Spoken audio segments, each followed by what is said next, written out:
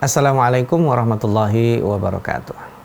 Bismillahirrahmanirrahim. Alhamdulillahilladzi akhrajana min dhulumatil adami binuril ijad. Allahumma salli wa sallim wa barik ala nabiyyina Muhammadin sallallahu alaihi wasallam sayyidil amjad wa ala alihi wa ashabihi wa man tabi'ahu ila yaumil ma'ad. Amma ba'd. Para pemirsa TV-mu yang berbahagia, alhamdulillah Allah Subhanahu wa taala memberikan kesempatan dan kesehatan kepada kita sehingga bisa bertemu kembali dalam segmen serial Tafsir Al-Azhar. Insyaallah kita akan bersama Buya Hamka dalam menadaburi ayat-ayat Al-Quran, mutiara-mutiara hikmah dan kalimat-kalimat yang luar biasa. Insyaallah kita akan dapatkan dari penjelasan Buya Hamka dan nanti kita akan diskusikan bersama. Insyaallah pada kesempatan kali ini kita akan tadaburi ayat-ayat di surat Al-Baqarah, yaitu ayat 275, 276 dan 277 yang akan membahas terkait dengan riba. Sebelumnya saya akan bacakan beberapa ayat tersebut. A'udzu billahi minasyaitonir rajim. Alladzina ya'kuluna ar-riba la yaqumuna illa kama yaqumul ladzi yatakhabbathu asy-syaitanu minal mas. Dzalika bi annahum qalu innamal bai'u mithlur riba wa ahallallahu al-bai'a wa harrama ar-riba faman ja'ahu maw'izatun min rabbih fantaha falahu ma salafa wa amruhu ila Allah wa man 'ada fa ulaika ashabun nari hum fiha khalidun yamhaqullahu ar-riba wa yurbis sadaqat wallahu la yuhibbu kulla kaffarin athim. Innal ladzina amanu wa 'amilus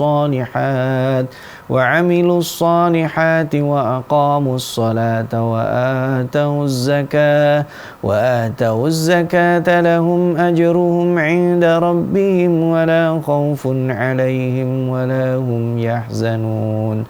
Orang-orang yang memakan riba tidaklah akan berdiri melainkan sebagaimana berdirinya orang yang diharu-biru setan dengan tamparan. Menjadi demikian karena sesungguhnya mereka berkata, tidak lain perdagangan itu hanyalah seperti riba juga. Sedang Allah telah menghalalkan perdagangan dan mengharamkan riba. Lantaran itu, barang siapa yang telah kedatangan pengajaran dari Tuhannya, lalu dia berhenti, maka baginya lah apa yang telah berlalu. Dan perkaranya terserahlah kepada Allah, akan tetapi barang siapa yang kembali lagi, maka mereka akan menjadi ahli neraka. Mereka akan kekal di dalamnya. Allah membasmi riba, dia menyuburkan sedekah-sedekah. Dan Allah tidaklah suka kepada orang-orang yang ingkar lagi membuat dosa. Sesungguhnya orang-orang yang beriman dan beramal saleh, dan mereka pun mendirikan salat dan mengeluarkan zakat, untuk mereka pahala di sisi Tuhan, dan tidaklah ada ketakutan mereka, tidaklah mereka akan berduka cita. Para pemirsa, setelah pada pertemuan-pertemuan sebelumnya, ayat-ayat yang membahas tentang keutamaan sedekah, berinfak, berkontribusi, dan juga banyak hal terkait dengan sedekah, zakat, dan sebagainya, maka kita akan berpindah pada pembahasan lain, yaitu tentang riba.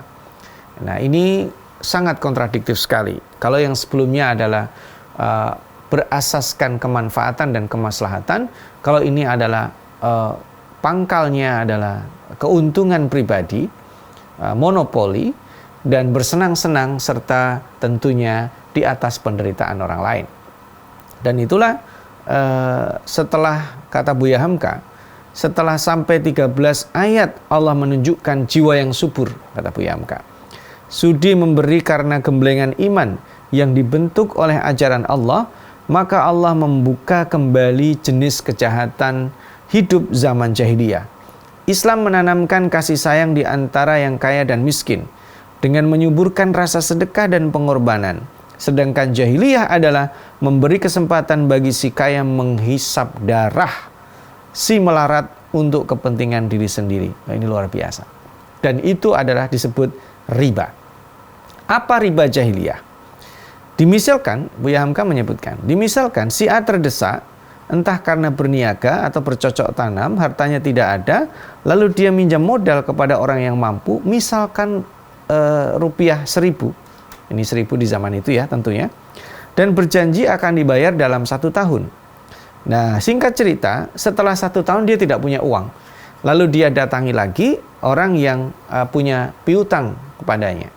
Lalu dikatakan, boleh engkau bayar tahun depan saja, asalkan dilipat gandakan 2 kali menjadi 2.000. Kalau belum juga terbayar di tahun itu, minta tangguhlah setahun lagi, boleh, asal dibayar menjadi 4.000. Dibayangkan ya, dari hutang 1.000 nggak terbayar menjadi 2.000. Hutang 2.000 nggak terbayar menjadi 4.000.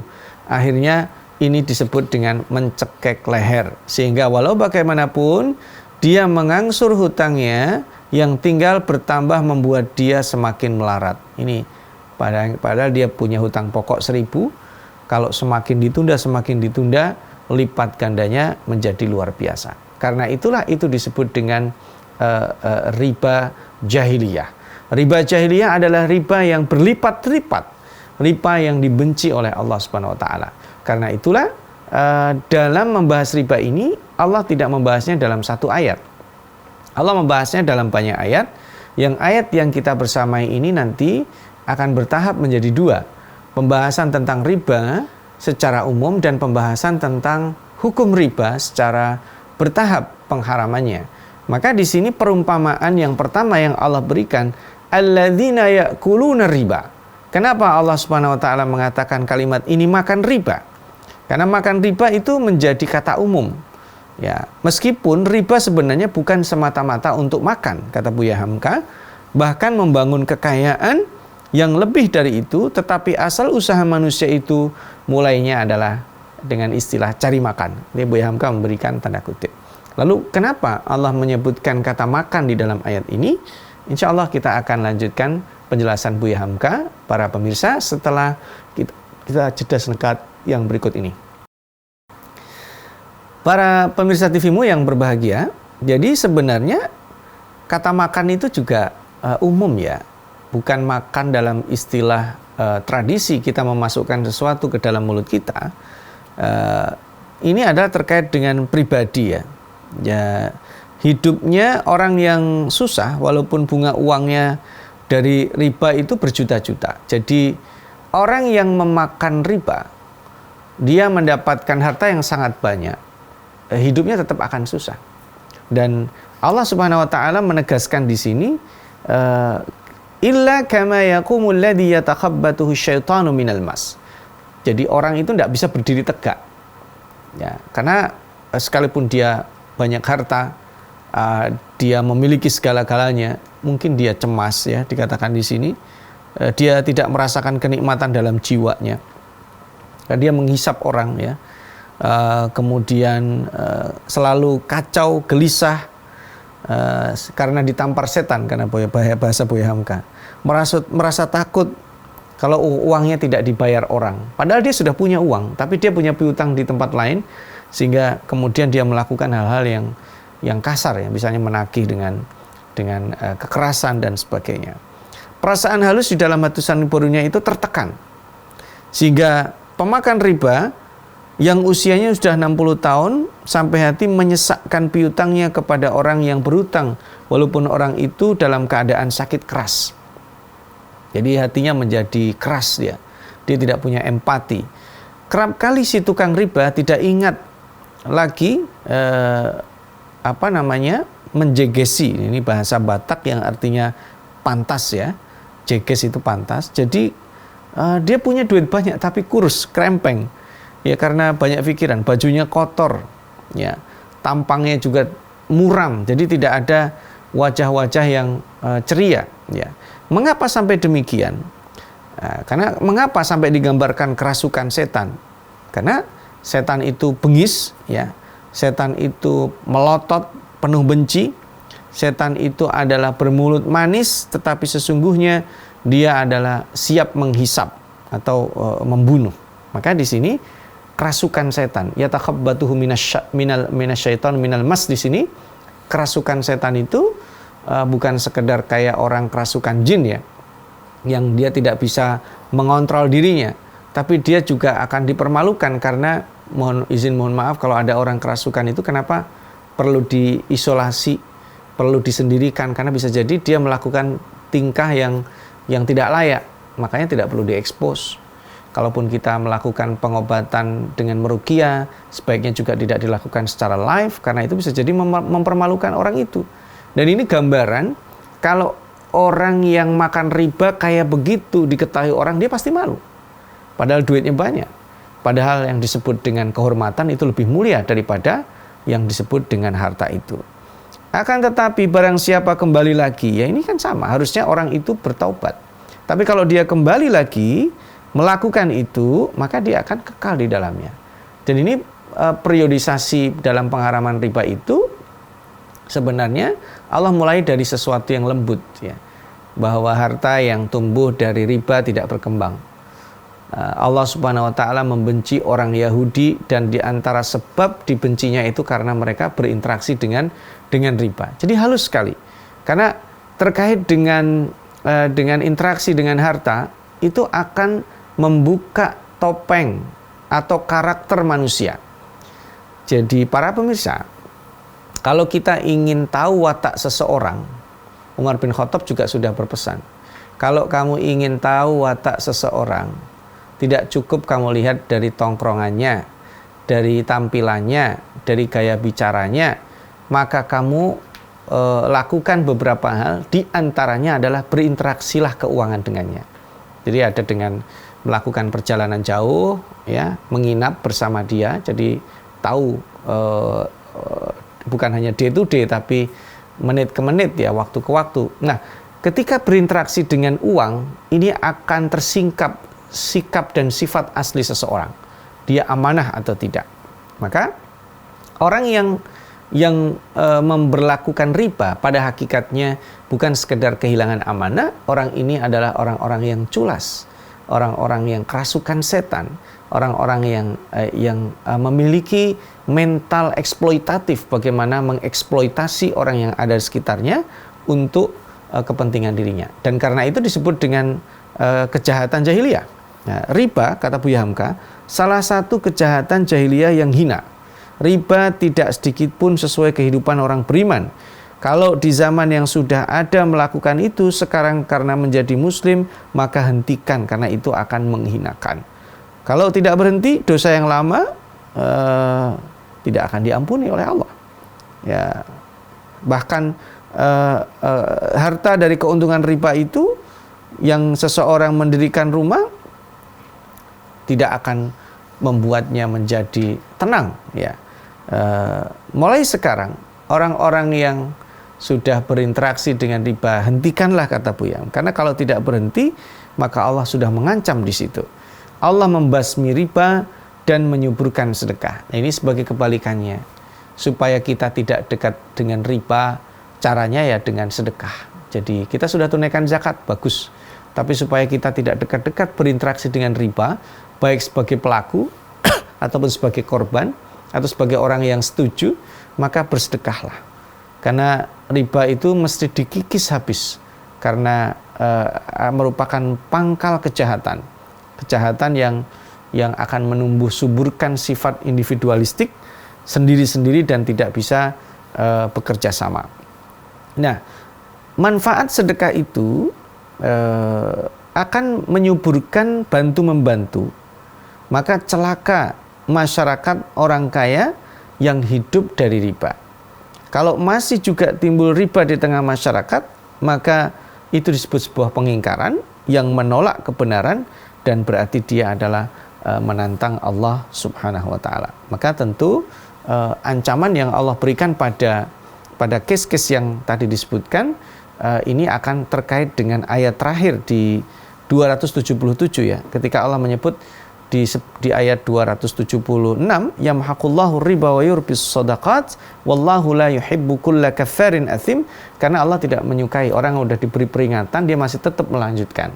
Lalu bagaimana sebaiknya kita mengimplementasikan baik pencegahan atau langkah-langkah persuasif untuk mengantisipasi menyebarnya riba di tengah kaum muslimin.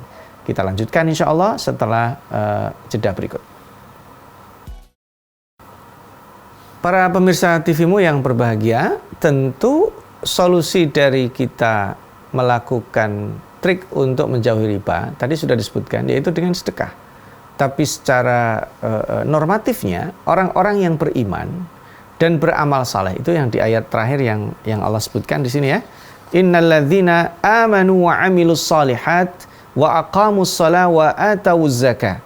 Jadi kalau kita menegakkan iman itu dengan sebenar-benarnya melalui action ya, maka action yang kita lakukan pada ayat ini akan menimbulkan sikap atau motivasi yang sifatnya persuasif untuk menjauhi riba. Orang yang beriman mendirikan sholat lalu membayar zakat, itu selalu ya sholat zakat. Dia memupuk kesalehan individu yang berbasis teologis keimanan kepada Allah, lalu kemudian membayar zakat, menunaikan zakat, itu berarti kan dia memupuk kesalehan yang berbasis sosial ya. Maka orang-orang itu akan dijauhkan dari berinteraksi dengan riba. Dan Allah Subhanahu wa taala memberikan esensinya. Yang pertama adalah la khaufun alaihim walahum. Yang kedua, yang pertama adalah lahum ajruhum inda rabbihim. Ini adalah sifatnya reward. Yang kedua adalah la khaufun alaihim walahum yahzanun. Karena di dalam masyarakat yang dibangun oleh Rasulullah SAW di Madinah, ayat-ayat ini juga dipahami secara umum. Artinya begini, yang membaca ayat ini tidak dikhususkan bagi para korban riba, tapi juga dibaca oleh orang-orang yang memberlakukan riba. Ya, diturunkan di Madinah, terdapat juga orang-orang kaya, terdapat juga orang-orang miskin. Ya, dalam masyarakat itu mereka istilahnya gini, kalau ada orang miskin, dia melihat orang kaya yang mendapatkan kekayaannya dengan cara yang benar, itu tidak akan jadi masalah. Yang menjadi problem adalah ketika di tengah masyarakat ada orang kaya, ada orang miskin. Lalu orang miskin itu tahu bahwa si kaya itu mendapatkan kekayaannya dengan cara seperti yang sekarang terjadi, atau riba, atau penindasan, perampasan, maka itu yang akan menimbulkan ketidakharmonisan di tengah masyarakat. Dan di dalam masyarakat yang tidak ada riba itu, maka kedekatan antara si kaya dan miskin itu bisa dibangun.